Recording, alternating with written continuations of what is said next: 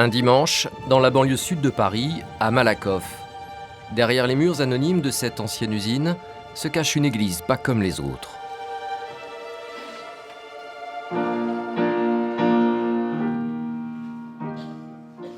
Ce matin, une cérémonie réunit une centaine de paroissiens.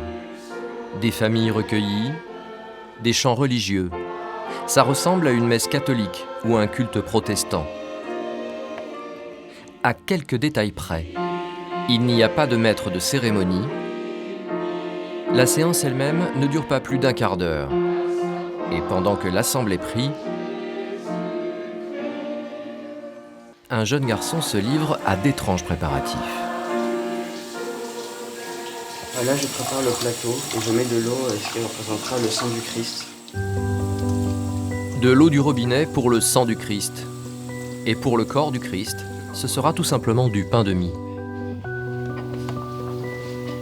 C'est Alexis, 12 ans, qui est chargé de distribuer la communion. Il n'en a pas l'air, mais cet enfant est prêtre, comme tous les hommes de l'Assemblée. C'est comme ça, dans l'église de Jésus-Christ des Saints des Derniers Jours, plus couramment appelée église des Mormons. La messe est finie. Philippe et Georgette, les parents d'Alexis, sont les derniers à partir. Mais le dimanche, jour du Seigneur, se poursuit en famille. Nous les retrouvons chez eux pour une dernière lecture et une séance de pardon mutuel. On va lire cette déclaration au monde sur la famille.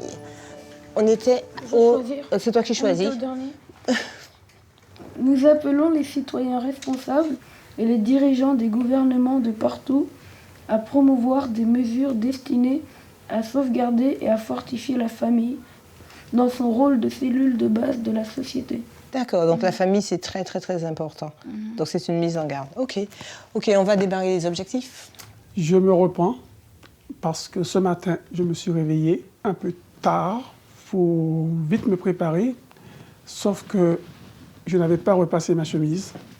Et Georgie, ça l'a un peu énervé. Et donc, je m'engage à repasser mes vêtements la veille afin qu'on puisse prendre le temps après pour pouvoir lire les Écritures.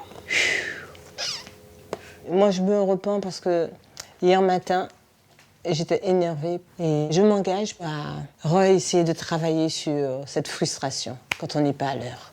Ma famille et moi, nous servirons l'Éternel.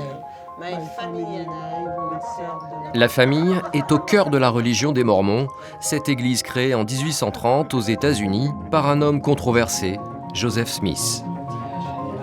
Elle compte aujourd'hui 16 millions de fidèles à travers le monde, dont 38 000 en France. On croise souvent ces missionnaires dans les rues.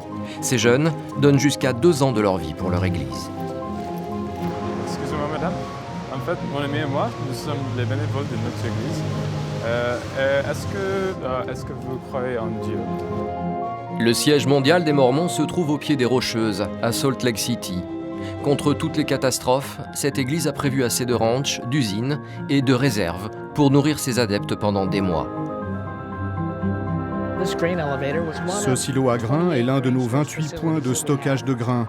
Avec cela, il y a assez de blé pour que nous puissions faire du pain, afin de fournir un sandwich pour chacun de nos 16 millions de membres de l'Église pendant au moins 7 mois. Cette église, qui se revendique chrétienne, serait à la tête d'un patrimoine de 60 milliards d'euros. Elle possède 159 temples dans le monde, dont un en France, tous inaccessibles aux non-croyants. À l'abri des regards, les Mormons y baptisent par procuration les morts de leur famille lors d'étranges cérémonies. Vous avez baptisé vos ancêtres? Oui, j'ai pu faire le baptême dans le temple pour ma grand-mère et mon grand-père et mes arrière-grands-parents aussi. C'était une très belle expérience. Mais officiellement, cette église n'est pas une secte, même s'il n'est pas toujours facile d'en sortir. L'évêque m'a dit qu'à partir de ce moment, j'avais perdu mon droit au royaume céleste, au paradis. Parfois intransigeants, les Mormons sont pourtant mondialement reconnus pour leur spécialité étonnante, la généalogie. Français. 100% France. enquête sur une église discrète qui rêve de convertir le monde entier.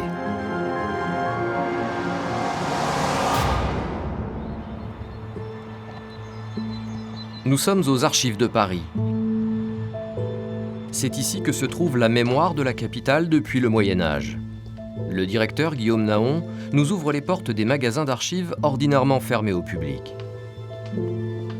Paris conserve ici, dans ses registres patinés par le temps, tous les actes d'état civil, les naissances, les mariages et surtout les décès. Dans chacun de ces livres figure la liste des morts répertoriés par ordre alphabétique. Une source d'information précieuse pour certaines personnes.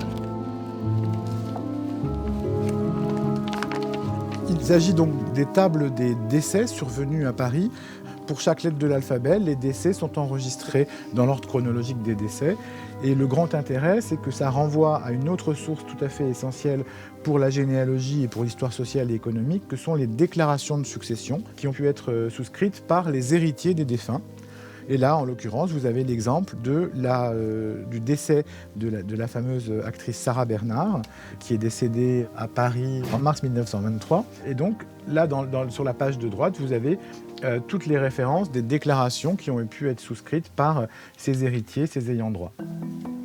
Ces déclarations de succession intéressent beaucoup les chercheurs d'ancêtres, car elles permettent de dresser les arbres généalogiques. Ce sont des tables qui sont très consultées par les généalogistes professionnels, par les généalogistes amateurs et par également les historiens.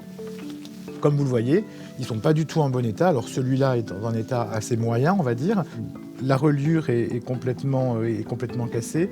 Et là, dans ce cas précis, le feuillet est tout à fait détaché de la reliure. Pour éviter une dégradation irréversible, les Archives de Paris ont entrepris un vaste programme de numérisation. Récemment, ils ont accepté une aide inattendue. Tous les jours aux Archives de Paris, un couple d'Américains et un Français viennent jouer les petites mains. George et Joy sont retraités. Ils sont à Paris depuis 18 mois. Et malgré leurs allures de touristes, ils ne sont pas en vacances. Avec Pascal, le Français, ils ont entrepris un travail de titan. Numériser plus de 4 millions de fiches et de registres. Pour cela, ils ont carrément installé leur petit laboratoire sous une tente, au cœur même du bâtiment. Ce ne sont pas des généalogistes comme les autres, ce sont des Mormons. Ah oui, oui. Oui, je suis membre de l'Église des Mormons. Ça, c'est le diminutif. L'appellation officielle, c'est Église de Jésus-Christ des Saints des Derniers Jours. Mais Mormons, c'est plus court à dire. Les Mormons, ils sont partout, hein, je dois dire. Ils travaillent pour Family Search, un site internet de généalogie qui appartient à l'Église américaine des Mormons. Car Family Search a signé un partenariat avec la ville de Paris. Cela les autorise à numériser des millions d'actes qui contiennent des informations précieuses pour les généalogistes. Chaque page est minutieusement photographiée en haute définition. Ces documents se retrouveront ensuite en libre accès sur leur site internet. Tous les renseignements qui nous sont donnés sont gratuits quand vous allez sur le site de Family Search. Tout le monde peut y aller. Et la seule chose qu'il faut faire, c'est s'inscrire et c'est gratuit aussi. Donc voilà, c'est vraiment à but non lucratif, c'est pour faire de la généalogie. Cette petite équipe travaille à l'aide d'un matériel dernier cri, fourni bien entendu par les Mormons. On va commencer. OK, go babe. Ce scanner spécial permet de numériser à grande vitesse des fiches cartonnées comme ces listes électorales. Ces électeurs parisiens des années 30 ont peut-être des descendants installés aujourd'hui aux États-Unis. Beaucoup de personnes habitent aux États-Unis et ils ont des ancêtres en France, en Europe. Et c'est pas facile pour eux de se déplacer. Alors qu'avec la numérisation, maintenant, ils ont directement tout sur place et c'est beaucoup plus facile pour eux pour faire la recherche de leurs ancêtres. Car tout cela n'a qu'un seul but, permettre aux Mormons de retrouver leurs ancêtres pour pouvoir ensuite les baptiser. Si les morts sont d'accord, bien entendu. Comme nous pensons que l'esprit continue à vivre, la personne au-delà peut refuser ou accepter. Ce n'est pas obligatoirement, non, pas du tout, pas du tout. Ils ont toujours leur libre arbitre, le libre arbitre fonctionne et ils peuvent accepter ou refuser. Seul problème, impossible de connaître l'opinion des morts. Alors, dans le doute, les Mormons baptisent tous leurs ancêtres selon leur rite, partant du principe que là-haut, ils sont quand même contents. Donc vous avez baptisé tous vos ancêtres qui portaient le même nom que vous? Oui, mormoning direct, je précise. Après, est-ce qu'ils ont accepté ou refusé, ça ce n'est plus mon problème. Vous n'êtes pas informé? J'aimerais bien, mais la communication, le téléphone marche mal avec la Malheureusement. C'est pour ça. Mais pourquoi baptiser les ancêtres? Tout simplement pour réunir les familles. Car après la mort, selon cette religion, seuls les baptisés pourront accéder au paradis mormon. Parfois, je dois dire, c'est comme si ces noms sortaient de la page. Dans mon cœur, je me dis que cette personne est heureuse que je fasse ça pour elle. Et quand je regarde la page suivante, j'ai le sentiment que vraiment, ces gens sont heureux. Ils savent qu'ils vont pouvoir rencontrer leur famille, qu'ils vont pouvoir être réunis tous ensemble. Ils sont vraiment contents que je fasse ça. Et moi, je me sens utile, je sers vraiment à quelque chose. J'ai un rôle important, c'est ce que je pense. Aussi étrange que puisse paraître leur discours, la mairie de Paris trouve son compte avec ses partenaires peu ordinaires. Grâce aux Mormons, les archives de Paris vont faire une belle économie, près d'1 million d'euros. Bonjour. Comment allez-vous? De quoi se réjouir, car à terme, ce sont plus de 4 millions de fiches qui se retrouveront ainsi sur le site internet de la ville de Paris, en libre consultation, grâce aux Mormons et à leur intérêt pour la généalogie. Mais qui sont ces Mormons capables de financer une telle opération?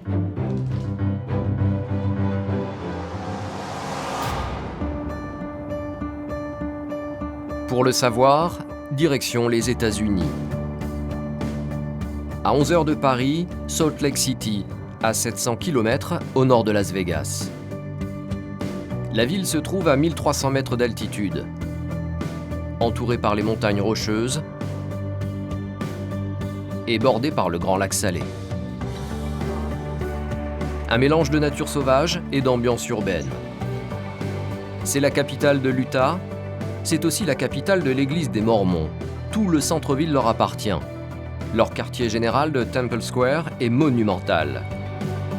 Au cœur de cet espace sacré se trouve leur temple, bâti en 1893, le centre religieux.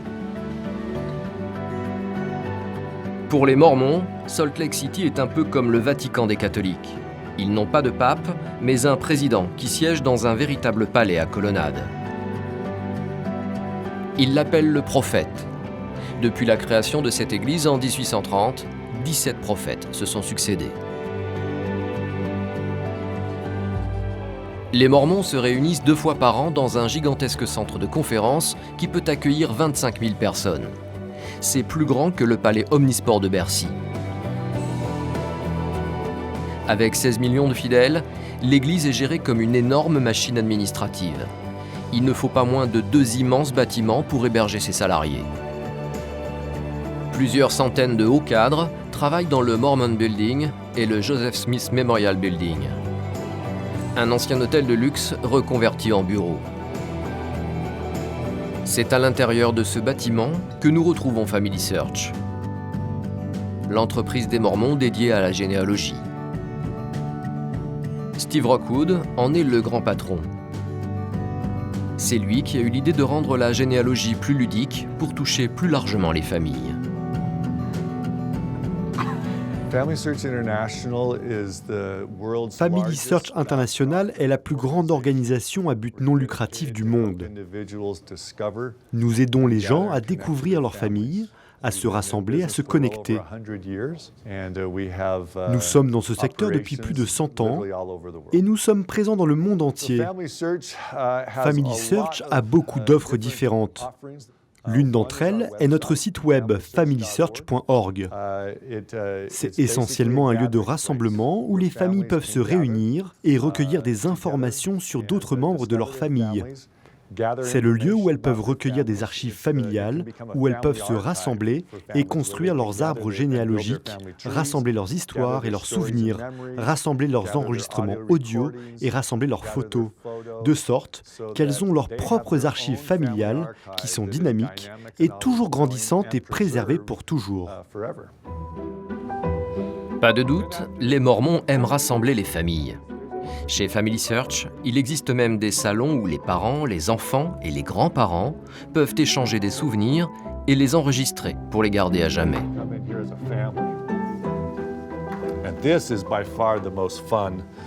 C'est de loin le salon le plus amusant pour moi, où toute la famille va s'asseoir.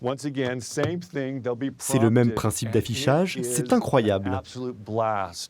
Ça incite grand-mère, maman, papa et les enfants à commencer à se parler. Ils oublient la caméra.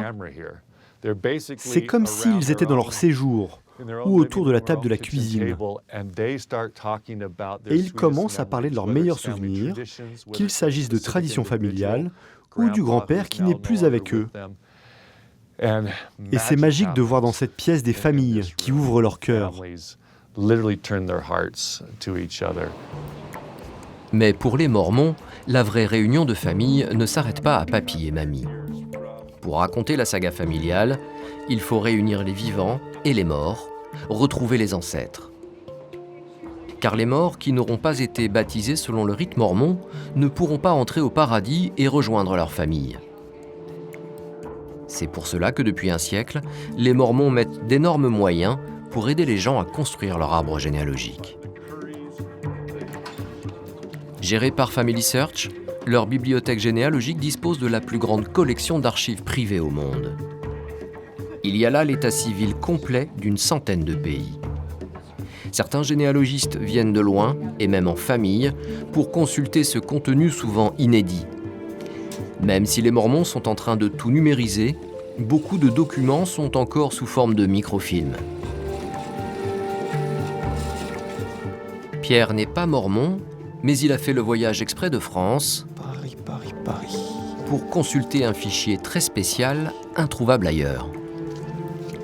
Donc je cherche le fichier Andrivo, qui est un fichier qui est très ancien. Et donc j'ai cherché la bobine 12 97 185. Le fichier Andrivo est une copie de l'état civil de Paris avant l'incendie de 1871 qui a totalement détruit les registres de la capitale. On ne peut consulter cette version qu'à Salt Lake City. C'est l'un des innombrables trésors de cette bibliothèque. C'est entre ce numéro-là et ce numéro-là. Donc normalement, la bobine devrait être ici. Voilà. Je l'ai. Et on y va. C'est le Graal, tout à fait. En fait, le fichier Andrivo, qui n'est que la partie antérieure à la Révolution française, ça va d'ici jusqu'à ici. C'est tout ça. Vous connaissez tout par cœur ? Oui, c'est un fichier que je consulte depuis après une vingtaine d'années. À une vingtaine d'années, j'en suis qu'à la lettre B. Et donc j'aurais jamais terminé de mon vivant. Enfin, moi j'ai commencé au moins. Voilà. Avec ces outils généalogiques exceptionnels, les Mormons attirent à Salt Lake City des chercheurs du monde entier. Mais depuis 2013, ils ont eu une autre idée pour mobiliser des foules encore plus nombreuses autour de la famille et des ancêtres. Donc c'est probablement le même, mais là, on n'a dit pas. Tous les ans, à Salt Lake City, se tient le plus grand congrès de généalogie du monde, RootsTech. Plus de 25 000 chercheurs d'ancêtres se pressent dans le dédale des 5 hectares du Palace Center. L'ouverture est un grand moment dans une salle pleine à craquer avec 10 000 personnes. On est loin des ambiances feutrées des congrès généalogiques européens.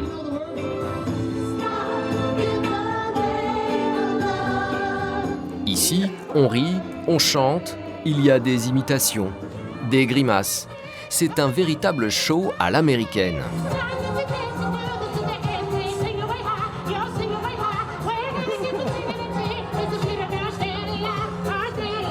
Et derrière tout ça, ce sont encore les Mormons qui sont à la manœuvre. c'est Family Search qui organise et finance ce gigantesque rassemblement. La grande folie du congrès, c'est l'ADN. Faire son test ADN est chaudement recommandé par les Mormons, afin de connaître nos origines anciennes et d'établir des cousinages de plus en plus lointains. Sur les stands de généalogie, on vous propose de jouer aux experts avec des kits dignes des séries policières. Nous testons votre lignée paternelle, votre lignée maternelle et votre lignée autosomale. C'est votre ADN familial et ce que nous pouvons faire, c'est remonter non seulement 10 générations, mais aussi 18 000 ans en arrière. Ces tests remportent un franc succès. Plusieurs millions de kits ont été vendus les 2 dernières années, principalement aux États-Unis, car en France, leur commercialisation est interdite. Mais le congrès, c'est aussi la découverte de gadgets pour aider les généalogistes à sauvegarder les souvenirs et célébrer le culte de leurs ancêtres, comme cette boîte à photos. Tournez la page et prenez la photo. Ou ce comparateur de visage qui évalue votre ressemblance avec vos ancêtres. Mais surtout, les Mormons consacrent beaucoup d'efforts à l'innovation technologique, comme cette application développée par Family Search. L'une des choses que les informaticiens de Family Search ont développé cette année, c'est une nouvelle fonction dans cette application mobile. Ça, c'est ma famille. Ça vous trouve automatiquement les gens de votre famille présents ici au Congrès. Alors, on va voir avec qui je suis relié dans cette salle. En général, je n'ai personne. Mais ici, j'ai 2 cousins. Est-ce qu'on peut essayer le vôtre ? Oui. Cindy travaille au Congrès. Nous voulons voir avec qui vous êtes cousine. Ok. Est-ce que vous pouvez vous tourner ? Donc c'est le vôtre, hein ? Oui, alors je clique là. 230. Elle est cousine avec 5% de Rootsteak. 5%? Oh, je sais pas. Mais c'est toute votre famille qui est ici. Oui, c'est dingue. Est-ce que vous connaissez ces gens ? Non, je ne connais aucune de ces personnes. Je ne connais personne ici qui soit de ma famille. Est-ce que vous avez essayé de les contacter ? Non, mais je devrais. Essayons le vôtre. Cet homme a 297 cousins ici. Vous avez des cousins au second degré ? C'est comme les enfants de vos neveux. Et vous ne les connaissez pas ? Comment ça se fait ? Je ne sais pas. C'est un exemple de choses amusantes que l'on peut faire ici à Rootsteak. Ça nous aide à nous connecter, à comprendre que nous sommes une grande famille. Même si on ne se connaît pas, quelque part, on est reliés. Et c'est dingue. Nous faisons connaissance avec les Giraucariers, une famille de Mormons français. Ils habitent aux États-Unis depuis 13 ans, dans la région de Salt Lake City. Ce matin, Christophe et Isabelle débarquent à Rootsteak avec 2 de leurs 8 enfants. Sephora, 16 ans, et Joseph, 11 ans. Car chez les Mormons, la généalogie, c'est avant tout une affaire de famille nombreuse. Tout est fait pour attirer les enfants. Un clown, des ballons fabriqués par une femme pirate font le bonheur des petits.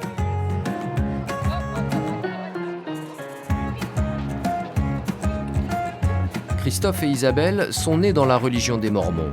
Leurs parents ont été convertis quand ils étaient enfants. Alors la généalogie, c'est un peu obligatoire dans la famille.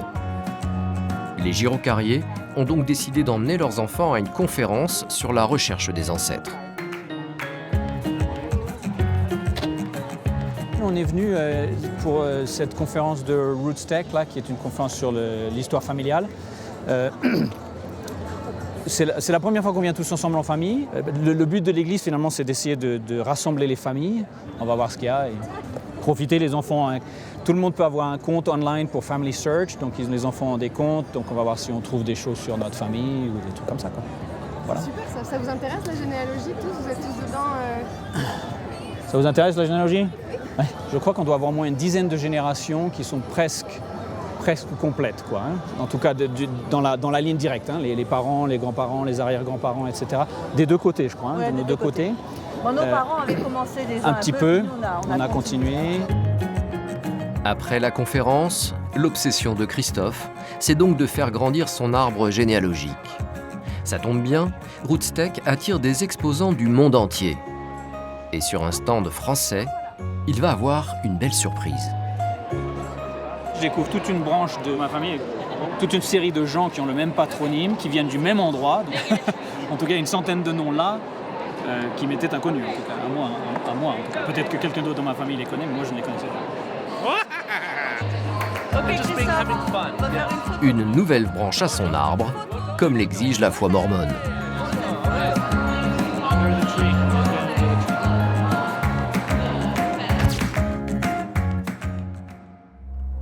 Mais d'où vient cette conviction? À l'origine de l'Église des Mormons, un Américain, Joseph Smith. Tout a commencé en 1820, quand à l'âge de 14 ans, le jeune Smith se met à avoir des visions. Comme le montre ce film de reconstitution, entièrement tourné par les Mormons, un ange lui serait apparu pour lui demander de rétablir la véritable Église. Il lui aurait révélé l'existence d'un évangile inconnu, constitué d'écrits rassemblés par un certain Mormon au IVe siècle après Jésus-Christ. Cet évangile raconte l'histoire de peuples anciens qui, fuyant Jérusalem, seraient arrivés en Amérique. Ils auraient ensuite reçu la visite du Christ ressuscité, venu leur enseigner ses préceptes. 1400 ans plus tard, l'ange aurait guidé Joseph Smith vers la forêt pour aller déterrer de mystérieuses tablettes en métal doré où serait gravée toute l'histoire de ces peuples anciens.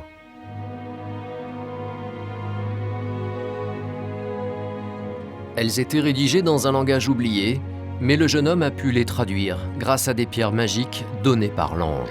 Joseph Smith fera publier leur enseignement sous le titre « Le Livre de Mormon ». C'est la clé de voûte de l'Église de Jésus-Christ des Saints des Derniers Jours qu'il fonde en 1830. Joseph Smith devient prophète et se met à baptiser des disciples, toujours selon les indications venues du ciel. En 15 ans, la nouvelle religion prend de l'ampleur et recrute de nombreux convertis. Quant à Joseph Smith, il gagne en influence. Les Mormons commencent à inquiéter les autres églises et le pouvoir politique en place. En 1844, sa candidature à l'élection présidentielle américaine suscite de fortes oppositions. Des émeutes anti-mormons éclatent et mènent à de graves épisodes de violence. Joseph Smith est emprisonné avec des disciples pour trouble à l'ordre public. Le 27 juin, 800 émeutiers surgissent pour en finir et encerclent la prison. Il est assassiné par balle en voulant s'enfuir par la fenêtre.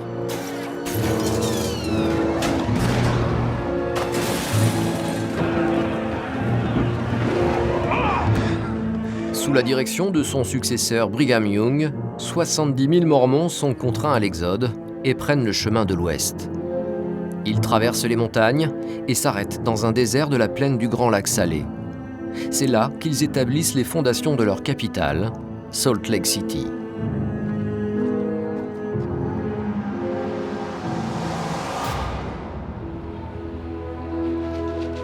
Deux siècles après, la foi des Mormons est plus vivante que jamais. L'Utah est clairement un État mormon, avec 62% d'habitants qui se déclarent fidèles à cette religion. Après Salt Lake City, la plus forte communauté se trouve à 80 km au sud de la vallée. Nous partons à Orem. C'est là qu'habitent Christophe et Isabelle Giraud-Carrier, notre famille de Mormons français. Nous les retrouvons en pleine préparation du repas avec leurs enfants. C'est un moment très important, tout le monde met la main à la pâte, car la famille profite de ces petits instants de la vie quotidienne pour appliquer les principes mormons. Tout le monde s'y met. Voilà, c'est comme ça qu'on fait. Et c'est un moment où on passe du temps, on parle. Quand on est tout seul à la maison avec les plus petits, on parle de l'école, on parle de comment ça s'est passé dans la journée, s'il y a eu des problèmes. C'est un très, très bon moyen de communiquer avec ses enfants. Parce qu'on est au naturel, on fait nos petites affaires et puis on discute de la vie de tous les jours. On est bientôt prêts. Maintenant, j'ai des relations avec mes filles, ce sont mes meilleures amies. Donc, et mes garçons aussi d'ailleurs. Et pas question de commencer un repas sans remercier Dieu, ni bénir les proches. On a le temps de faire la prière et tu reviens faire ça après ? Chez les Mormons, c'est un honneur d'être désigné pour réciter la prière. Amandine, tu veux dire la prière, s'il vous plaît ? Oui. Merci. Notre cher Père Céleste, nous te remercions pour cette bonne journée que nous avons. Nous te demandons s'il te plaît bénir la nourriture qui a été préparée, s'il te plaît bénis la famille au loin et tous ceux qui nous sont chers. Nous te remercions pour l'évangile dans nos vies et la joie que ça nous apporte. Et c'est la prière que nous te laissons dans notre Fils Jésus-Christ. Amen. Amen. Merci. Bona. Ok, vous prenez vos tortillas et moi je vous sers. Aujourd'hui, on mange mexicain. Le repas mormon n'est pas vraiment différent du repas des autres familles, à part quelques interdits qui figurent dans la loi de leur église. Alors ça va être le tabac, la cigarette, ça va être l'alcool, le thé, le café, ces choses que... Puis toutes les drogues en fait. Ouais, bien sûr toutes les drogues, tout ce qui a un côté addictif, donc ça. Mais il y a aussi, c'est aussi une question de santé, c'est-à-dire de se coucher tôt, de se lever tôt, des choses comme ça qui sont en fait des choses que notre médecin nous dit de faire. Hein. C'est rien de nouveau. Hein.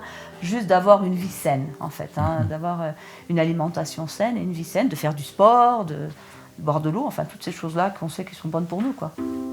Voilà. L'ordonnance des Mormons est donc assez précise.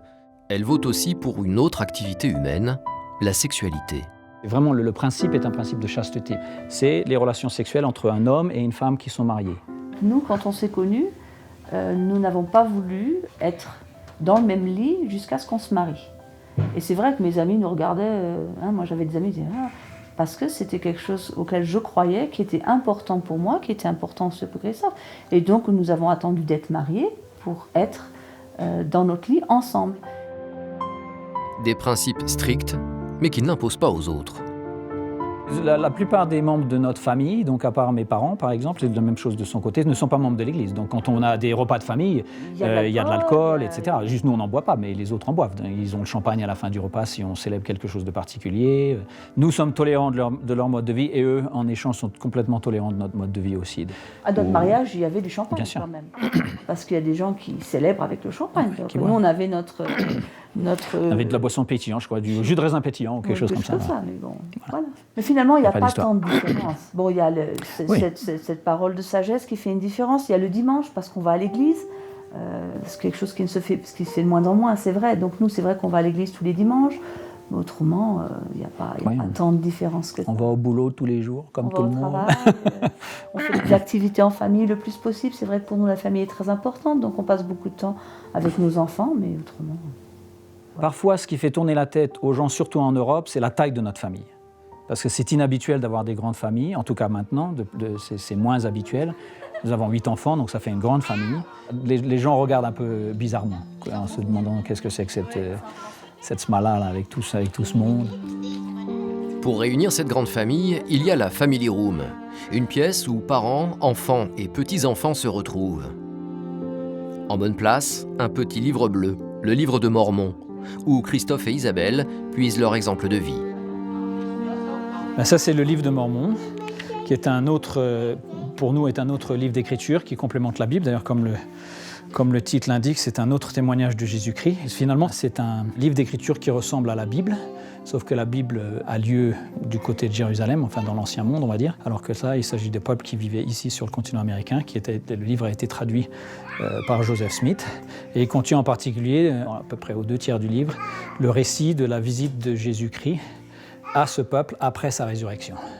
Donc pour nous, nous considérons le livre de Mormon comme un livre d'écriture et comme un autre témoignage de Jésus-Christ qui nous aide à mieux comprendre son évangile et à le pratiquer, en fait, grosso modo.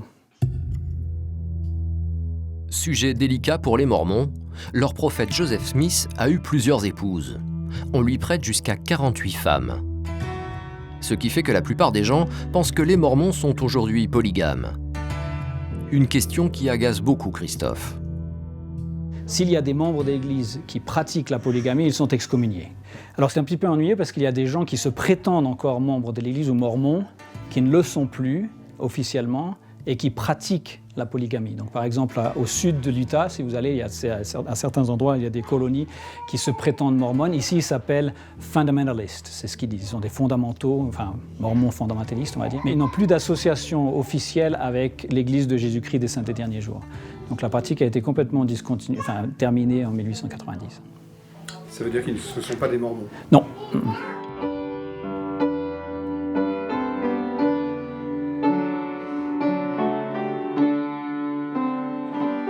Voilà pour la vie américaine des gyrocarriers. Mais celle-ci se termine bientôt, car après 13 ans aux USA, ils vont déménager et revenir en France. Ils ont décidé de s'engager pour leur église. Christophe et Isabelle vont devenir présidents de la mission de Lyon. Très classique, ça.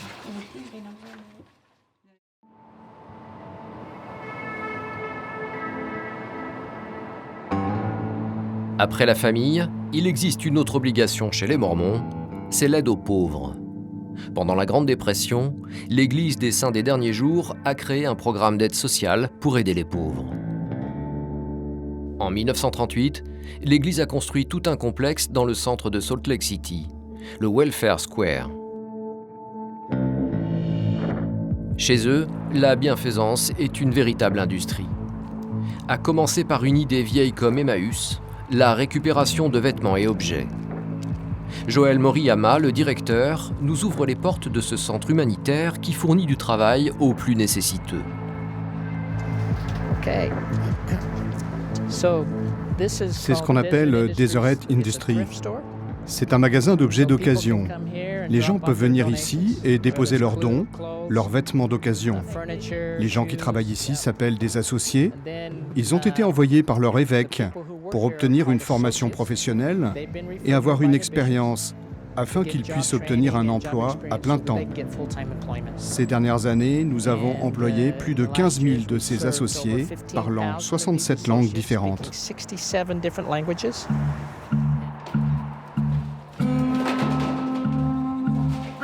Ici, les associés sont chargés de trier les vêtements et les objets, retenir ceux qui seront mis en vente. Ils les classent ensuite par couleur, taille, qualité et étiquettent les prix. Une fois rangés sur des cintres, les vêtements sont mis en vente dans le magasin d'à côté. Dans cette boutique un peu spéciale, ouverte à tous, y compris aux non-mormons, des vêtements d'occasion bien sûr, mais aussi des objets pour la maison, de la vaisselle, des jouets, à des prix imbattables. Tout ce qui n'a pas été vendu après 6 semaines est enlevé du magasin et envoyé à un centre humanitaire. Cela peut être ensuite expédié dans des pays qui en ont besoin dans le monde. Les Mormons ont des centres humanitaires dans le monde entier. Mais ici, à Salt Lake City, pour les plus pauvres, tout est gratuit.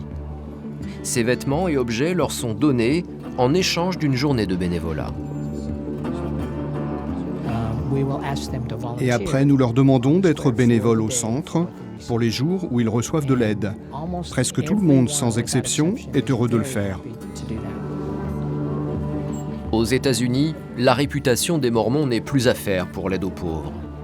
Il faut dire qu'après les avoir habillés, ils s'occupent de les nourrir gratuitement dans les magasins de l'évêque. Ça ressemble à un supermarché normal. Il y a des rayons bien fournis, des clients qui poussent des chariots pleins de provisions. Il y a des fruits, des légumes. Nous commandons des fruits et légumes frais chaque jour et ils nous sont juste livrés le matin. Mais il y a aussi un détail qui intrigue. Ici, vous ne verrez aucune caisse enregistreuse, pas d'échange d'argent, tout est donné. Nous aimons dire que c'est la meilleure nourriture qu'aucune monnaie ne pourra jamais acheter. Comment ça marche? Il suffit de demander. Les gens rencontrent le responsable de leur paroisse. Il peut les aider à déterminer ce dont ils ont besoin, comme de la nourriture ou d'autres marchandises pour leur famille. Et là, ils peuvent venir ici avec cette liste de produits. Et nous avons des bénévoles qui les aident à rassembler tout ce dont ils ont besoin. Autre détail intriguant, il n'y a pas beaucoup de marques sur ces rayons. Sur ces boîtes qui se ressemblent toutes, un mot revient très souvent. Deseret, orné d'une petite ruche. Un des mots que nous utilisons dans l'église mormone est le mot « Deseret. C'est dans notre livre de Mormon. Une fois traduit, cela signifie une abeille à miel. Lorsque nos premiers pionniers ont traversé les États-Unis et se sont installés dans cette région, ils aimaient le symbole de l'abeille qui travaille dur en collectivité et dans la ruche. Donc nous continuons à utiliser ce mot. Et tous ces produits avec le mot Deseret ont été fabriqués par l'Église. Et au dos, regardez, nous avons le nom de l'Église. Vous l'avez compris, l'Église des Mormons produit elle-même la nourriture des pauvres dans ses propres fermes et les conditionne dans ses propres usines. 70% des produits que vous voyez ici proviennent de 41 fermes. Nos fermes produisent ces haricots verts et les mettent en conserve à environ 40 minutes d'ici, au nord, de sorte que ces haricots sont prêts à être distribués dans les 6 à 12 heures après la récolte. Ils sont très frais alors? Oui, c'est très frais. Des légumes frais, mais aussi de la viande, toujours de la marque Deseret. Nous avons environ 5000 têtes de bétail, élevées dans 5 ranchs et un élevage de dindes. Et pour les produits laitiers, c'est pareil. Car non loin de là, dans le même bâtiment, les Mormons ont une laiterie qui produit non seulement du lait, mais aussi du beurre, de la crème fraîche et du cheddar. Un peu plus loin, une boulangerie. C'est la boulangerie Deseret, la seule boulangerie de l'église. Vers 6 heures du matin, ils font la pâte pour faire cuire le pain. Un peu plus de 700 lots de pain chaque jour. Aucun n'est vendu. Tout est distribué par le réseau des magasins de l'évêque dans l'Utah et les États voisins. Et ce sont des volontaires. Ils donnent leur temps bénévolement. Ils les mettent en paquets et les préparent pour la distribution.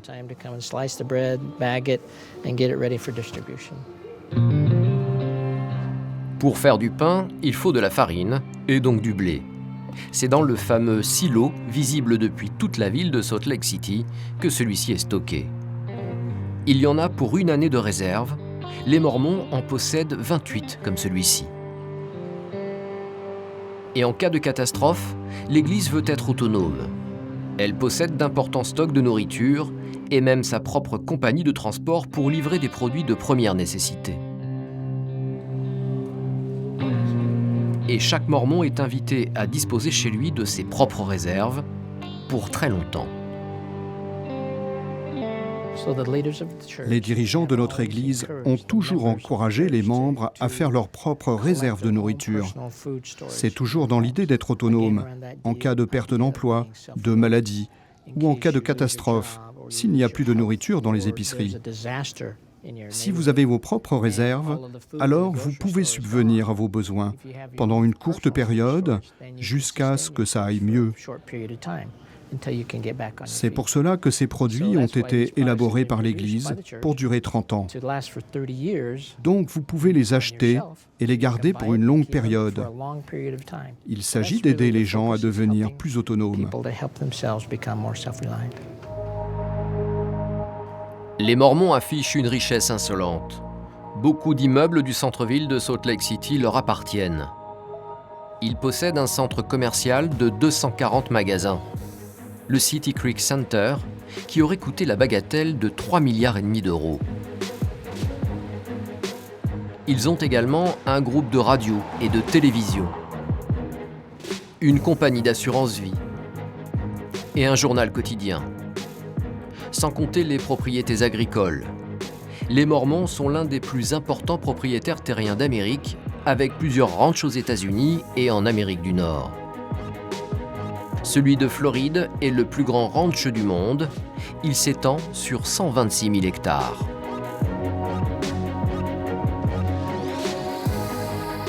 La fortune totale de l'Église est estimée à 60 milliards d'euros, avec un budget annuel de 8 milliards.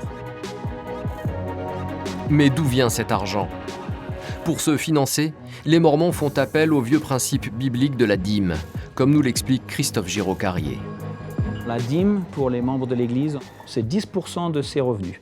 Alors c'est Ça s'arrête là, 10% de ses revenus. Okay, il n'y a pas de règle, vous pouvez demander à qui vous voudrez, il n'y a pas de règle qui vous dira c'est sur le brut ou sur le net, ou si jamais je fais du babysitting, qu'on me donne $10.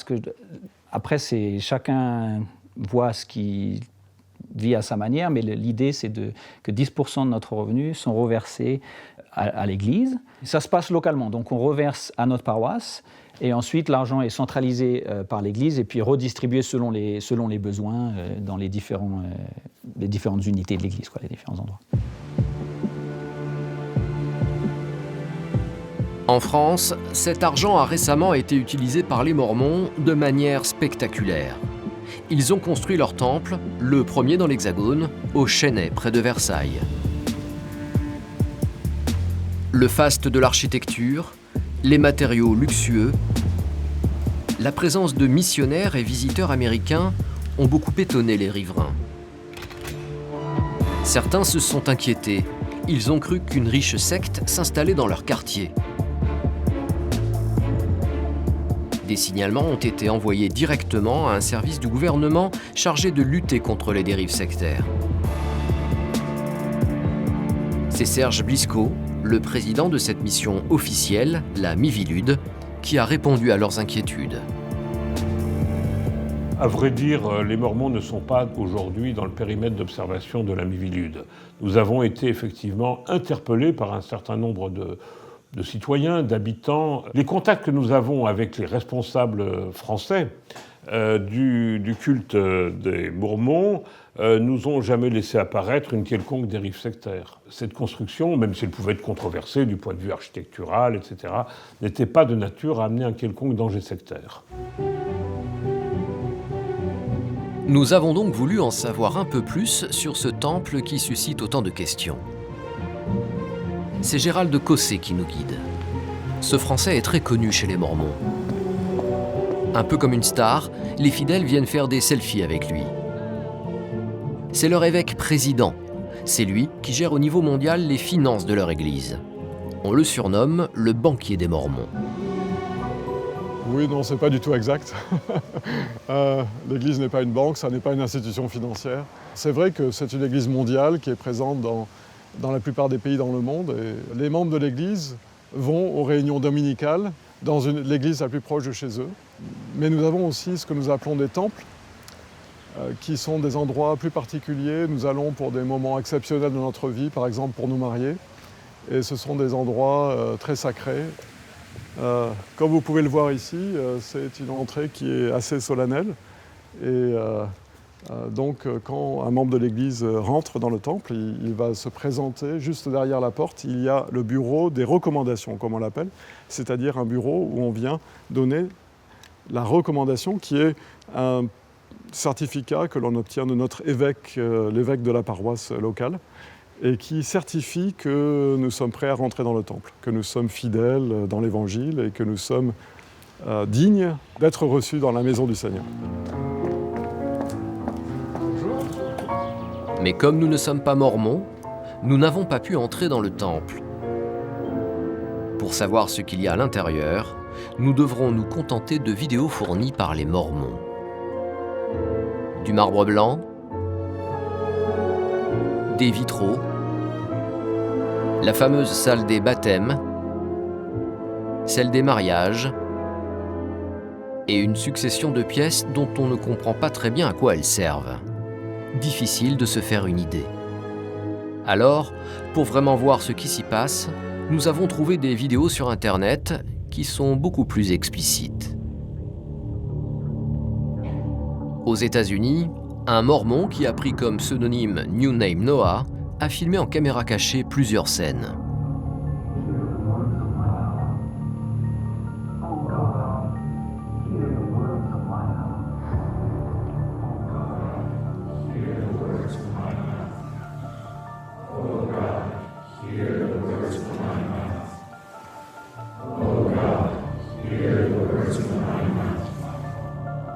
Seuls les adultes sont autorisés à participer à ces cérémonies.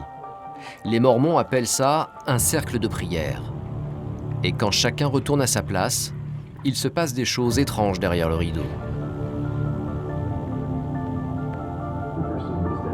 Selon l'une des croyances des Mormons, pour entrer au paradis, il faut donner un code secret aux anges qui en sont les sentinelles. Ici, symboliquement, le mot de passe est échangé sous forme d'une poignée de main. Un rite qui ressemble beaucoup à celui des francs-maçons.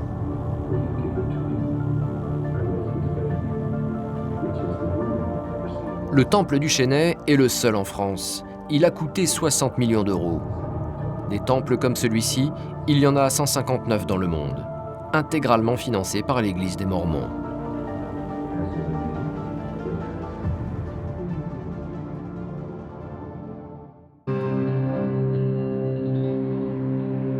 Les Mormons aiment donner d'eux l'image d'une Église autonome, prévoyante et charitable.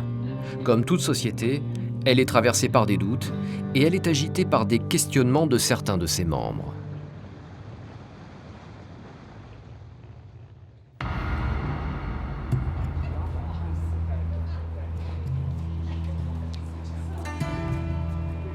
Kendall est gay et mormon.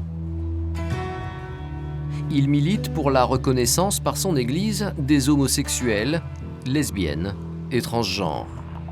Il sort juste d'une réunion avec un représentant officiel des Mormons. J'ai parlé des problèmes pour les LGBT. Et plus précisément, nous avons abordé les nouvelles recherches sur les traumatismes subis par les membres LGBT lorsqu'ils participent à la vie de l'Église.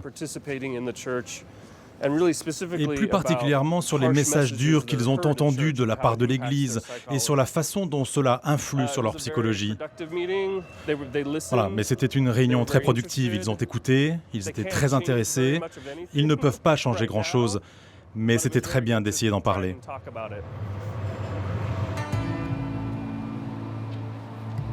Pour tenter de changer la position de l'Église des Mormons sur la question homosexuelle, Kendall a créé un groupe de pression avec son amie Erika, une mère de famille mormone à qui il rend visite aujourd'hui.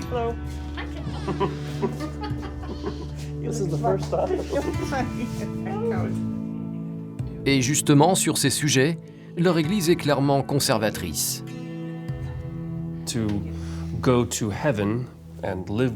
Pour aller au ciel et vivre avec Dieu, au sens mormon, il faut être marié au sexe opposé.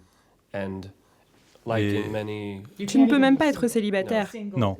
C'est la deuxième classe. Les Écritures mormones parlent de personnes célibataires qui quittent cette vie, encore célibataires et non mariés. Ce seront des anges, mais comme des domestiques. Des domestiques au service des personnes mariées vivant avec Dieu. Je ne veux pas faire ça. Je ne suis pas intéressé. J'ai dit non merci. Mais c'est actuellement ce qu'il y a dans les Écritures. Erika n'est pas homosexuelle. Et avec son mari, elle a 5 enfants. Elle est issue d'une famille mormone, mais elle est très impliquée dans cette cause.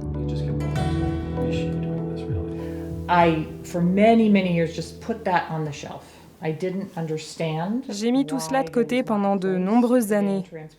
Je ne comprenais pas pourquoi il n'y avait pas de place pour les gays et les transgenres au sein de l'Église. Mais j'aimais l'Église et je ne voulais pas la quitter.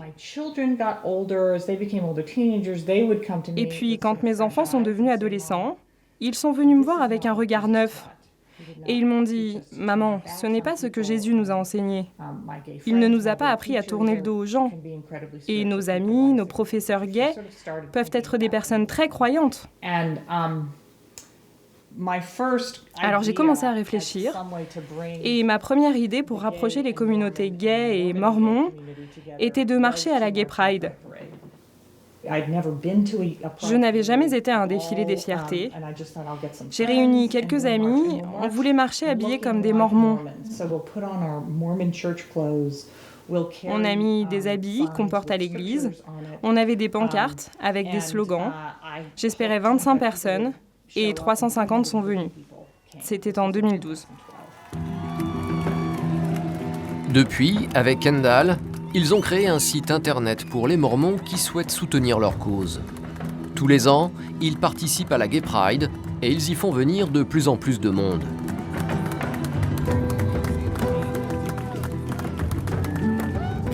C'était quelque chose d'assez osé pour beaucoup de gens. Et donc je suis très fière de tous ceux qui se sont présentés.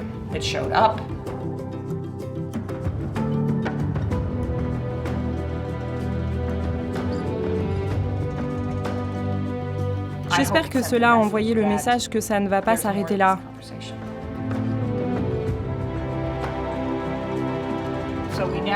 Et maintenant, nous avons un groupe Facebook suivi par plus de 7000 personnes.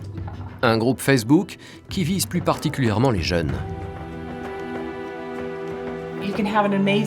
Vous pouvez avoir de très belles expériences. Imaginez un ado qui vient à sa première Gay Pride. Il vient d'une petite ville du fin fond de l'Utah et il est excité et effrayé. C'est vraiment risqué de dire « oui, je suis gay ». Et là, il voit les Mormons. Et il y a une dame qui ressemble à une dame de sa paroisse. Ça, c'est vraiment rassurant. Mais Kendall et Erika le savent, ils se sont engagés dans un long combat dont les résultats sont longs à venir. L'Église continue à excommunier ceux qui, ouvertement, ne respectent pas ses commandements. Je ne veux pas être exclu. Je ne cherche pas à les provoquer pour qu'ils m'expulsent, mais s'ils le font, ça ira. La majorité des personnes qui se déclarent lesbiennes, homosexuelles, bisexuelles, transgenres, à un moment de leur vie, ils quittent l'Église. C'est la majorité. Si la majorité des gays et transgenres quittent l'Église, d'autres tiennent au contraire à y rester et y jouer pleinement leur rôle. C'est le cas de Bianca. Il y a à peine 2 mois, elle s'appelait encore Travis. C'était un mormon marié et père de famille. Bianca est ce qu'on appelle une personne transgenre.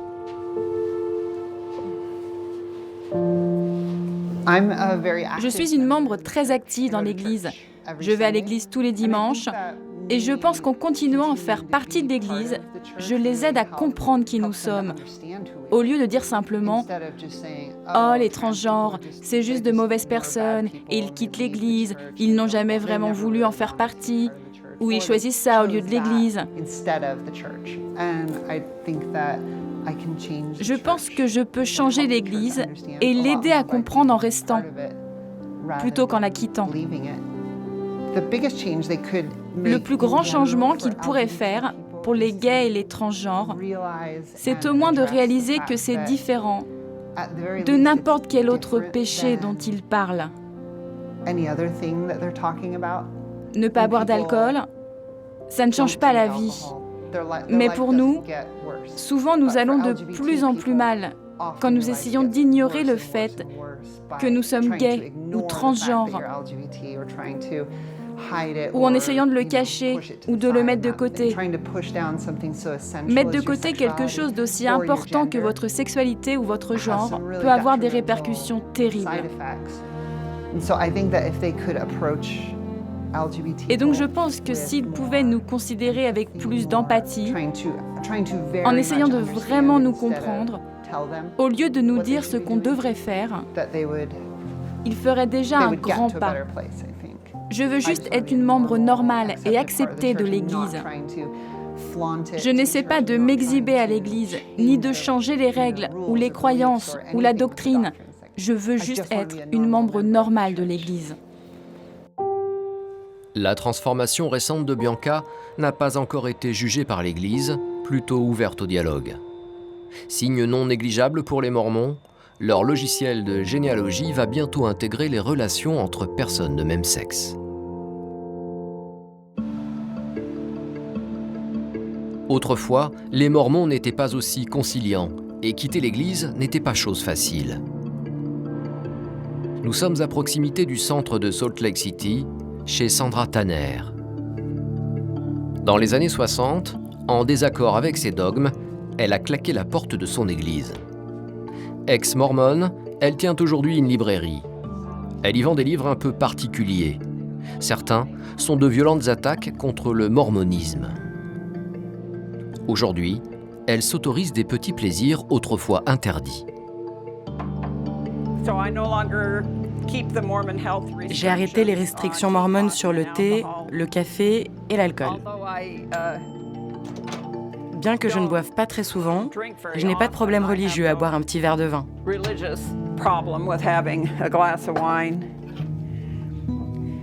Il y a 50 ans, elle a vécu une drôle d'expérience. Parce qu'elle voulait rompre avec sa religion, elle a directement été traduite devant le tribunal des Mormons, qui l'a excommuniée.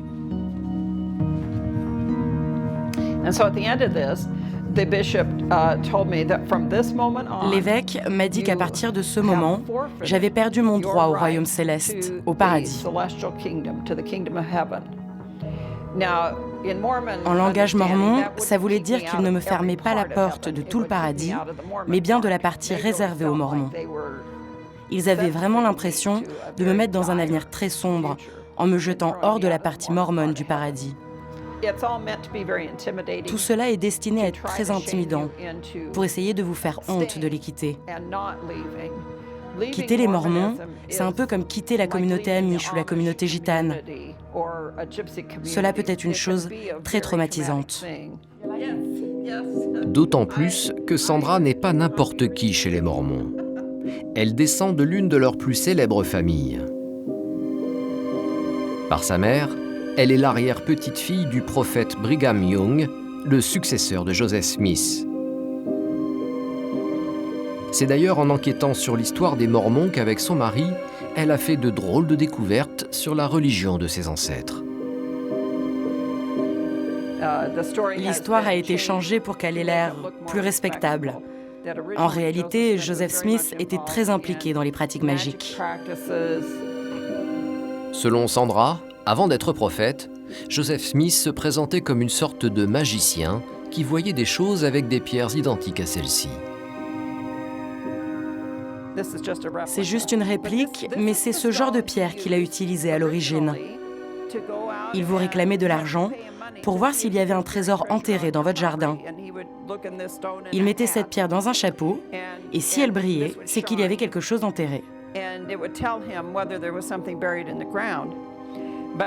Mais après avoir été arrêté pour cela, il s'est mis à utiliser cette pierre pour des buts plus sacrés. 2 ans plus tard, il a commencé à prétendre qu'en regardant dans la pierre, un ange était venu le voir. Et il lui avait parlé de ces plaques enterrées dans la colline. Elles contenaient des écritures des premiers Américains. Grâce à la pierre, il a pu comprendre ce qui était écrit, parce que c'était dans une langue étrangère que personne ne connaissait. Alors il a lu les mots sur cette pierre, comme on lit un texto sur son téléphone. Et ça a donné le livre de Mormon, qui est censé être l'histoire des premiers Indiens d'Amérique. Il a prétendu que des tribus d'Israël seraient venues ici vers 600 avant Jésus-Christ, alors que les études ADN montrent que les Indiens viennent d'Asie et non d'Israël. Le contenu du livre est contraire à tout ce que nous savons sur les Amérindiens. C'était un menteur? C'était un menteur, oui. Très intelligent. Maintenant, les Mormons veulent le faire passer pour un homme peu instruit qui n'aurait pas pu écrire le livre de Mormon. Trop compliqué pour un jeune homme sans instruction. Je pense au contraire que c'était un génie très créatif. Un génie corrompu, mais très intelligent. Ces fameuses tablettes, seuls 11 témoins affirment les avoir vues au XIXe siècle. Depuis, personne ne sait où elles sont passées. Celles-ci sont fausses, bien évidemment. Avec son mari, Sandra a écrit plusieurs livres pour donner leur version de l'histoire des Mormons. La réaction de l'Église a été plutôt étrange. Suite à nos actions pour informer les gens, ils ont lancé une campagne pour ruiner notre réputation. Ils voulaient empêcher les gens de lire nos livres. Alors ils ont raconté des mensonges sur nous, que nous tenions des orgies secrètes, que nous étions polygames, drogués, alcooliques, que nous étions communistes. Le but, c'était de nous décrédibiliser pour que personne n'ait envie de nous parler. Depuis la mort de son mari, Sandra continue seule ce singulier combat contre cette puissante institution. Sa parole ne pèse pas lourd face à cette église qui peut se permettre de perdre quelques brebis. Car chaque année, elle forme des milliers de jeunes, la relève. Provo, à 80 km au sud de Salt Lake City, dans l'Utah. C'est ici que les Mormons éduquent leurs élites, promis à de belles carrières un peu partout dans la société américaine. L'Église possède sa propre université, Brigham Young. À première vue, rien ne la distingue des autres universités. Les étudiants ne portent pas d'uniforme, mais quelques détails sont très mormons. Les bâtiments qui portent tous des noms de prophètes, ou le code d'honneur que doivent respecter les 32 000 étudiants de l'université. Ils s'engagent à ne pas fumer, ni boire d'alcool, et à avoir une conduite décente. C'est là où Stephanie Meyer, l'auteur de la série Twilight, a fait ses études. Nous rencontrons Karine Chenel, une professeure française qui s'est battue pour intégrer le prestigieux corps des enseignants de l'université mormone. Alors, je suis professeure de physique et le processus pour les professeurs est assez long pour devenir titulaire. On appelle ce processus tenure track et pendant plusieurs années, il faut faire ses preuves, donc ça prend 6-7 ans. La sélection est impitoyable et peu de femmes décrochent un poste de titulaire. Très très peu de femmes dans le milieu scientifique. Un peu la culture, c'est-à-dire que les filles très jeunes à l'école, je pense qu'on leur inculque l'idée que peut-être elles ne sont pas faites pour les sciences, elles ne sont pas faites pour les maths. Bon, c'est un peu dommage. Donc on essaye de changer un peu cette culture. Mais on a seulement eu finalement des professeurs femmes que récemment. J'étais une des premières dans le département. Donc à l'heure actuelle, on n'est que 2 sur 35. 2 femmes. Mais si Karine est venue ici, c'est avant tout pour les excellentes conditions de recherche que lui offre l'Université des Mormons. Des millions de dollars ont été investis en matériel de pointe. Voilà le microscope. Cet instrument est assez coûteux, coûte à peu près 1,5 million, et on en a 2. Et ses recherches en physique de l'infiniment petit ont permis à Karine d'être publiée dans l'un des plus prestigieux magazines scientifiques. C'est ce qu'ils encouragent ici de plus en plus, avec les jeunes comme nous. Ils nous demandent d'être compétitifs au niveau de la recherche et de publier dans des journaux très sélectifs. L'université possède aussi son propre télescope, ce qui est rare. Tous ces moyens attirent les étudiants et la fac devient de plus en plus cotée. BYU est devenu de plus en plus sélectif, même dans la communauté des étudiants mormons. Donc ils ne prennent que les meilleurs étudiants. À Provo, il n'y a pas que la science. Dans un autre département de l'université, les étudiants se forment à la communication.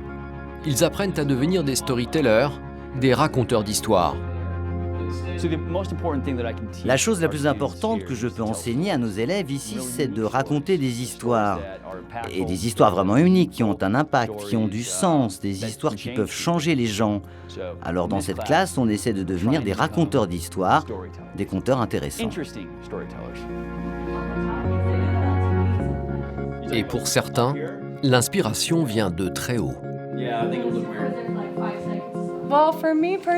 Pour moi, c'est un voyage spirituel. Je cherchais une mission pour servir l'Église. Je ne savais pas ce que je voulais étudier. J'ai commencé à prier à ce sujet et en même temps, je lisais un document sur l'école de communication de l'université. Et là, j'ai reçu une confirmation de Dieu sur ce que je devais faire de ma vie. Alors, je me suis inscrite au programme. J'ai vraiment senti que le Seigneur me guidait. Une des différences entre les étudiants de BYU et ceux d'autres universités, c'est que beaucoup sont mariés. J'ai enseigné en Arizona et en Caroline du Sud. Aucun de mes étudiants n'était marié. Et ici, il y a 2 personnes mariées ou 3 ? Il y a 2 mariés et un fiancé. Beaucoup d'étudiants ici sont mariés, ont des enfants. Vous avez des enfants? Beaucoup de ces étudiants ont des enfants et autre chose, ils sont tous internationaux. Ils ont servi dans des missions mormones. Alors nous avons des gens qui parlent hawaïen, espagnol, français. J'ai dans un de mes cours des gens qui parlent des langues du monde entier, ce qui est vraiment cool et unique.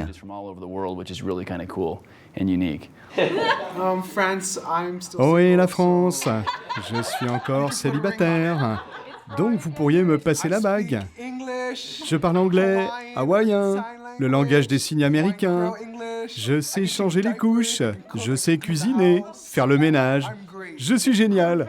Appelez-moi. Un bon mormon doit savoir convaincre. La communication est au cœur de l'enseignement de cette église dont le but affiché est bien de conquérir le monde. À quelques centaines de mètres de l'université, toujours à Provo, se trouve un autre centre de formation réservé aux missionnaires, dans une toute autre ambiance. Ici, les élèves sont en uniforme, car ils représentent l'église des Mormons. Ils apprennent à prêcher leur foi dans tous les pays du monde et à convertir des inconnus. Pour cela, ils doivent savoir parler leur langue. Pour les langues complexes comme le russe, le japonais ou le chinois, le programme dure seulement 9 semaines. Pour le français, la formation est encore plus rapide, 6 semaines. Ok, les missionnaires, on va faire un petit quiz, ok? Comment dit-on Jesus Christ called 12 apostles? Jésus-Christ a appelé 12 apôtres. 12 apôtres, très bien. Jésus-Christ a appelé 12 apôtres. Encore. Jésus-Christ a appelé 12 apôtres. 12. 12. 12. D'accord, encore 12. 12 apôtres. 12 apôtres. Très bien. Comment dit-on Jesus Christ healed the sick? Oh là là, c'est difficile ça. Le français accéléré pour les Mormons, ce sont quelques bases grammaticales et des phrases toutes faites, uniquement destinées à porter la bonne parole. Jésus-Christ guérit Ok, tout le monde, vous avez trouvé la réponse? Ok, ensemble. Jésus-Christ a guéri les malades. Très bien, Jésus-Christ a guéri les malades. On essaie d'aider les missionnaires à avoir des expériences en parlant en langue. Donc, on ne fait pas beaucoup d'instructions de tous les détails de grammaire. Et le but, c'est de leur donner des outils, de pouvoir continuer à apprendre. On ne pense pas qu'ils vont être parfaits en français quand ils parlent, mais on les donne des tâches de faire en parlant. Donc, ils parlent beaucoup. La plupart du temps ici, ils essaient de parler. Et donc, ça, c'est le but. Comme ça, quand ils arrivent en France, ils ont déjà eu beaucoup d'expérience en parlant. Et après ça, ils peuvent régler toutes les petites choses qui ne sont pas tout à fait correctes. Super. Un français pas trop académique, donc. Jérusalem. Très bien, les missionnaires. Mais qui n'entament en rien leur détermination et leur enthousiasme. Et tu viens d'où, Elder Belka? Je viens de Logan, Utah. Je viens de Logan, en Utah. J'ai grandi dans cette église, dans cet évangile et je l'aime. J'en aime chaque partie et j'y trouve beaucoup de joie. Je sais que je peux aider les autres à trouver cette même joie. Et c'est mon but. Frère Belka sera envoyé à Paris. Pour les Mormons, la France est un pays de mission difficile. Mais pas d'inquiétude, certains missionnaires en sont persuadés, c'est Dieu lui-même qui va leur faciliter la tâche. J'aime Jésus-Christ et ses enseignements et je veux partager ses enseignements avec tout le monde. Je sais que Dieu a préparé les gens qu'il veut que j'enseigne en France. Je peux faire toutes les choses avec Dieu. Vous pouvez lire votre phrase. Jésus-Christ est venu vers la terre, donc... Donc, vous avez dit donc. D'accord. Donc, Un jour, un jour, nous pouvons vivre encore avec Très bien. Avec Dieu. Ah oui. Je suis terrifiée, pour être honnête, mais je sais et je crois que mon Saint-Père ne m'enverrait nulle part où je serais en danger. Très bien. Et je vais faire ma mission en Paris. À Paris. Le fromage et la baguette, c'est vraiment un must. C'est ce que tout le monde m'a dit. J'ai parlé avec une sœur qui est allée là-bas. Elle m'a dit « Mange autant de fromage que tu peux, autant de pain et de nourriture. » C'est les 3 conseils qu'elle m'a donnés. Je suis excitée. Mais pas de vin. Non. Ils sont prêts. Vraiment, comme je vous ai dit, ils vont apprendre en le faisant. Oui, sur le terrain. Donc, ils sont prêts. Actuellement, il y a 67 000 missionnaires mormons qui servent dans le monde. Ce centre peut accueillir jusqu'à 3 000 personnes simultanément.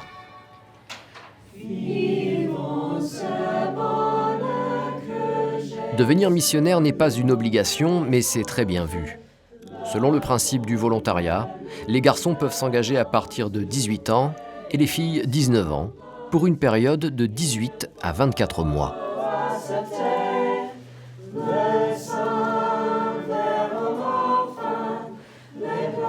Les missionnaires ne sont pas rémunérés. Ils payent eux-mêmes leurs propres dépenses, déplacements, logements, nourriture et toutes les choses de la vie quotidienne. Dans quelques jours, nous retrouverons quelques-uns de ces missionnaires en plein travail à Paris.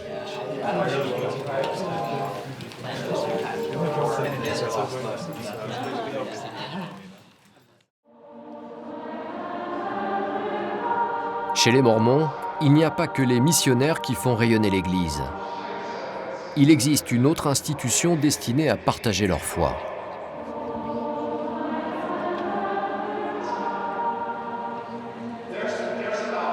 C'est le chœur du Tabernacle, dont la salle de concert se trouve au pied du temple à Salt Lake City.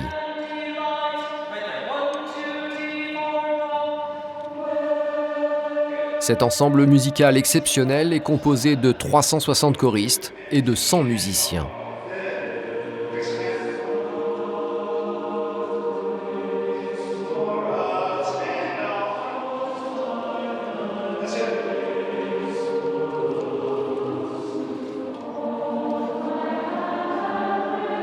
Son répertoire est varié, avec de la musique de Broadway, de grands compositeurs classiques, Bach ou Handel, mais aussi des créations musicales mormones.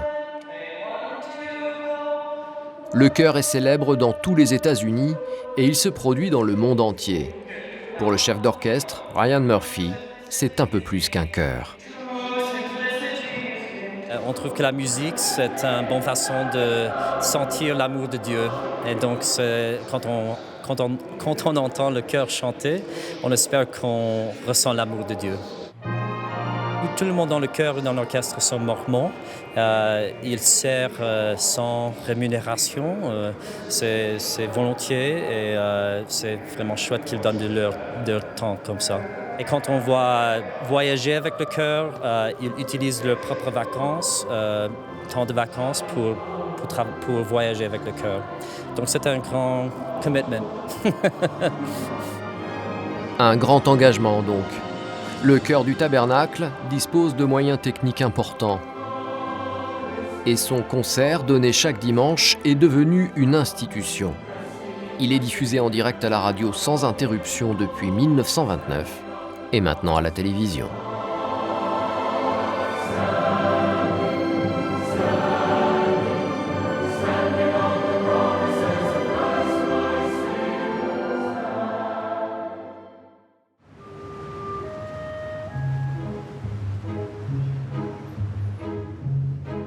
À Paris, quelques semaines plus tard, nous nous rendons dans le quartier animé de Beaubourg, où un magnifique hôtel particulier du XVIIe siècle abrite les activités des Mormons dans la capitale.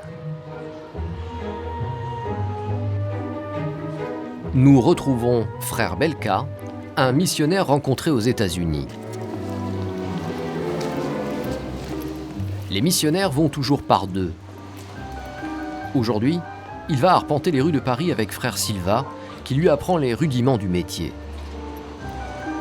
Et dans sa besace, frère Belka a tout l'attirail du parfait missionnaire.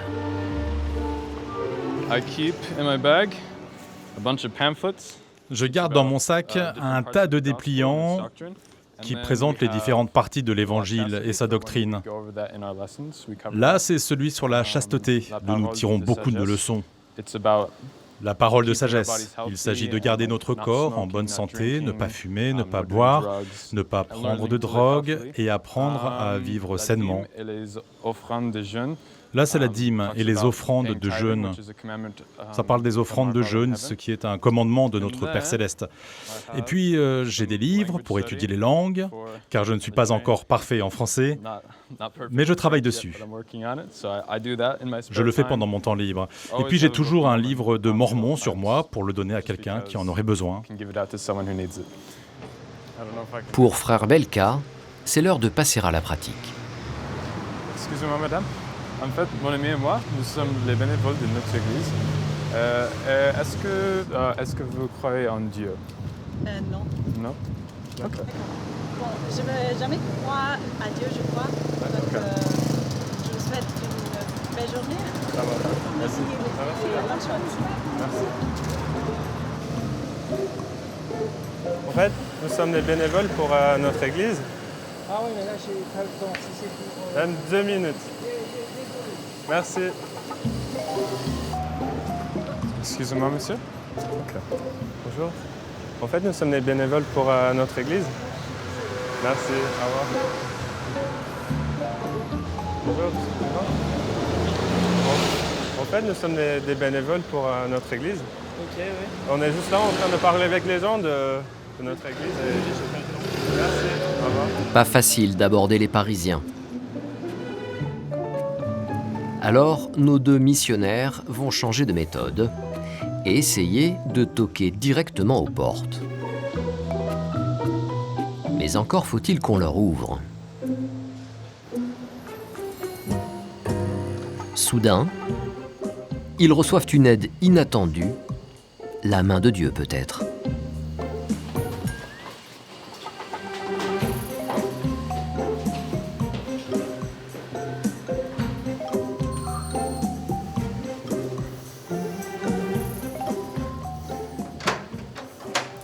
Oui, bonjour. Bonjour. Est-ce que tes parents sont là?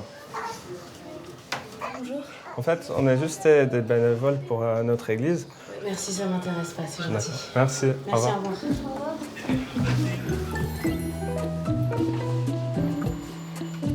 Missionnaire à Paris, c'est dur, mais rien n'entame la détermination de frère Belka.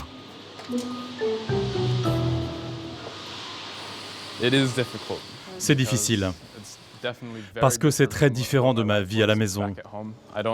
Je n'ai pas mes amis avec moi, sauf mes nouveaux amis, bien sûr. Donc je ne suis pas avec ma famille, je ne peux parler avec eux qu'une fois par semaine. Donc c'est difficile. Mais c'est une bonne chose, parce que je sais que je devais le faire. Mon père m'a dit qu'être en mission avait été probablement le meilleur choix de sa vie. Alors je suis venu ici en espérant apprendre beaucoup et mûrir beaucoup. C'est ce qui se passe maintenant. J'apprends et je grandis.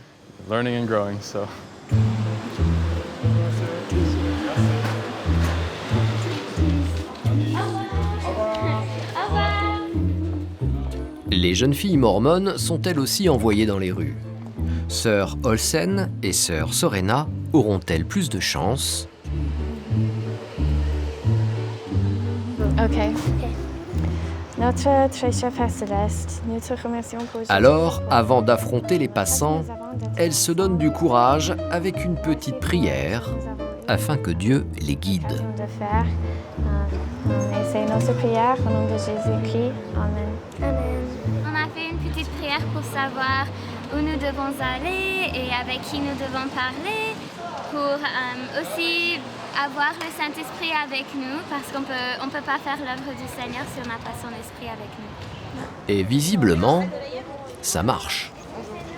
En fait, je m'appelle Sorena et Avec ma collègue Sœur Océane, nous sommes missionnaires de l'Église de Jésus-Christ des Saints des Derniers Jours. Est-ce que vous croyez en Dieu? Moi, non plus. Voilà. Ça fait depuis toujours? Oui, depuis toujours. Est-ce que vous vous posez des questions de temps en temps? Ce qui se passe après la mort, par exemple? Oui, je me demande. Mais je saurais en temps voulu. Voilà. Je pense. On n'est pas dans l'appréhension de la mort, justement. On laisse la chose venir. C'est vrai que ça paraît loin, mais on ne sait jamais. Le but de notre vie sur la Terre, c'est donné dans les Écritures. Vous pouvez expliquer un peu? Le but de notre vie est de rencontrer Dieu après cette vie et de faire le bien quand nous sommes ici. D'accord. Ok, très bien. Parce que Dieu a un plan pour nous. Et nous avons tous un travail sur la terre de nous préparer pour retourner en présence de notre Père Céleste. Et c'est ce qu'il veut pour nous. D'accord. Voilà. Est-ce que ça vous intéresserait qu'on se revoie une autre fois pour vous expliquer? Non, je pense pas, parce que je pense que nos opinions sont assez différentes, mais en tout cas, c'est très bien. Jamais à court d'arguments, Sœur Sorena relance. Comme on a parlé un petit peu de ce qui se passe après la mort, est-ce que ça va si on laisse un petit brochure avec vous qui explique? Oui, bien sûr, vous pouvez nous laisser un petit... Ok, ça marche. Bon, on retrouvera là-dessus. Merci, au revoir. Pour les Mormons, ces rencontres de rue ne sont pas des échecs. Elles déclencheront peut-être des conversions à long terme. C'est pas difficile. Nous avons des moments de difficulté, mais c'est bien de parler de Dieu. Il y a des personnes qui nous disent qu'ils ne croient pas encore en Dieu, mais que ça vient petit à petit. C'est pas parce qu'on n'est pas né dans la foi qu'on ne peut pas l'acquérir au fil du temps.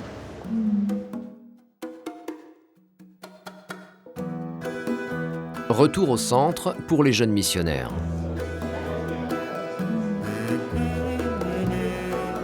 Après avoir dressé le bilan de la journée, chacun rentrera chez soi.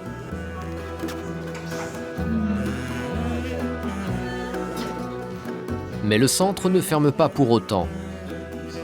D'autres Mormons prennent la place sous les ors de ce lieu hors du temps. Ils viennent pour des cours du soir un peu particuliers, des cours de religion. Vincent vient ici tous les jeudis. Le fait de venir à ce cours, ça me permet un petit peu de m'évader sur mes soucis de la semaine, enfin mes tracas et préoccupations. C'est l'idée d'apprendre, de réapprendre, parce qu'en fait on étudie les Écritures qu'on connaît quand même assez bien. Mais c'est l'idée, je pense, en tout cas pour moi, je recherche plus quelque chose de spirituel, quelque chose qui va m'apporter un petit plus dans ma vie, un rappel, et aussi qui va m'aider à aller de l'avant. Écoutez, si vous êtes prêts, prenez donc la Bible. À l'Institut de religion de Paris, le cœur de l'enseignement, c'est la Bible. C'est ce qu'on a fait dernièrement. Sylvain Houmeau, le directeur, assure les cours. Alors, nous lui posons la question que tout le monde se pose. Les Mormons sont-ils des chrétiens? Nous sommes de fervents chrétiens. Nous étudions la Bible, l'Ancien comme le Nouveau Testament. Nous croyons en Dieu le Père, en son Fils Jésus-Christ et au Saint-Esprit. Et nous croyons que ce sont trois personnes distinctes. Nous étudions aussi le Livre de Mormon et la Perle de Grand Prix et les Doctrines et Alliances. Le Livre de Mormon, comme la Bible, sont des écrits de prophètes, mais à l'opposé de la Bible, où les prophètes ont vécu dans l'Ancien Monde ou au Moyen-Orient, ceux du Livre de Mormon ont vécu sur le continent américain. À écouter Sylvain Houmeau, l'Église des Mormons est donc une église chrétienne. Mais qu'en pensent les autres églises? Nous sommes allés interroger le père Emmanuel Gougaud, un prêtre catholique spécialiste des questions interreligieuses. L'Église de Jésus-Christ des Saints des Derniers Jours n'est pas considérée comme chrétienne par les églises chrétiennes, catholiques, protestantes, orthodoxes au sein du Conseil œcuménique des églises, pour deux raisons. D'abord, la première raison, c'est la question des Écritures saintes, des Écritures considérées comme révélées. Pour les livres des Mormons, en plus de la Bible, il y a 3 autres livres que les Mormons considèrent comme divinement révélés, mais que nous, chrétiens, nous ne considérons pas comme divinement révélés. Donc c'est le premier point, nous n'avons pas les mêmes livres sacrés, les mêmes livres saints. entre chrétiens et entre mormons. Le second point, c'est qu'en fait, ils ne considèrent pas que Jésus est à la fois vrai Dieu et vrai homme. Être chrétien, c'est croire cela. Jésus, vrai Dieu et vrai homme. Jésus vient révéler l'amour de Dieu son Père en nous communiquant son Esprit Saint, un seul Dieu en 3 personnes. Et sur ces 2 aspects qui sont fondamentaux et qui font les chrétiens, les mormons et les chrétiens diffèrent fondamentalement. Chrétiens ou non, les mormons sont en constante expansion. Selon une étude récente, c'est l'une des religions qui progresse actuellement le plus dans le monde.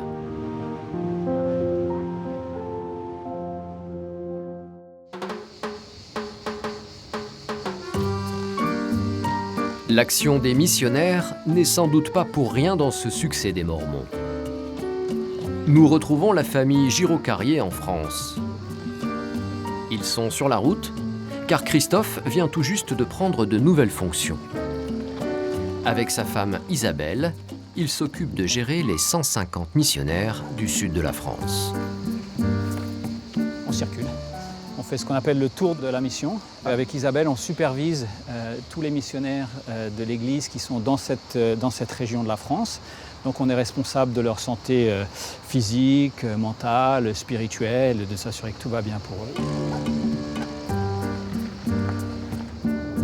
Aujourd'hui, direction Toulon, où toute la famille est attendue par les missionnaires de la région.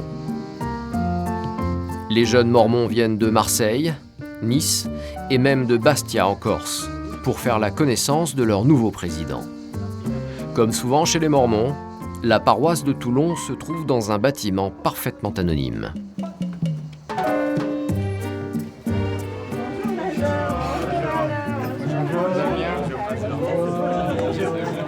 Ces jeunes missionnaires sont coupés de leur famille depuis des mois. Alors, il y a quelque chose qu'ils attendent avec impatience. Là, j'ai du Nice. Nice. Regardez. Est-ce qu'il y a des choses qui sont à vous? Prenez votre courrier. Encore du Nice. Alors ça, c'est tout le courrier qui est envoyé au bureau de la mission, en fait, et que nous, comme on visitait tout le monde, on a emporté avec nous pour pouvoir donner aux missionnaires. Ah bon? Estienne, c'est une fille. C'est une sœur. Voilà. En bonne mère de famille, Isabelle prend son rôle très à cœur. Un double rôle, en fait. Je fais un peu un rôle de maman pour eux, si vous voulez. Je m'occupe de leur dire, bon, bah oui, il faudrait peut-être... là, il faut peut-être aller voir un médecin. Là, vous pouvez vous soigner tout seul parce que c'est une bricole. Donc voilà, des choses comme ça. Je suis aussi une missionnaire, c'est-à-dire que, comme les missionnaires, les jeunes, je peux aussi aller faire de l'enseignement et parler aux gens Et ça, c'est aussi mon rôle. Et ce matin, pour accueillir les missionnaires, Isabelle a préparé un petit déjeuner. De son côté, Joseph s'occupe de présenter la famille. Alors la première photo, c'est de notre famille. Voilà. Ensuite, il y a maman et papa. Ils sont... Voilà. Eux. Quant à Christophe, il ne perd pas de vue les objectifs de la mission. Nous n'avons aucune intention de changer de façon révolutionnaire ce qui se passe dans la mission. La mission va bien, la mission est en bonne santé, les choses vont bien, le travail avance bien. Donc ce qu'on veut faire, c'est simplement pas rester comme ça, ni aller comme ça, mais essayer de continuer à améliorer. Comme président de mission, Christophe procède à des entretiens individuels. Dans un bureau, à l'écart, il reçoit les missionnaires un par un. Vous allez bien ? Rien ne filtrera de ces rencontres, mais une chose est sûre, le président est là pour motiver ses troupes, mais aussi pour leur répéter les directives de l'Église. Attention, on sourit. Pour les Giraud-Carrier, c'est le début d'une mission de 3 ans. 3 années de prêche et de conversion. Dans le sud de la France, mais aussi dans tous les pays du monde, l'armée des missionnaires mormons est bel et bien en ordre de marche.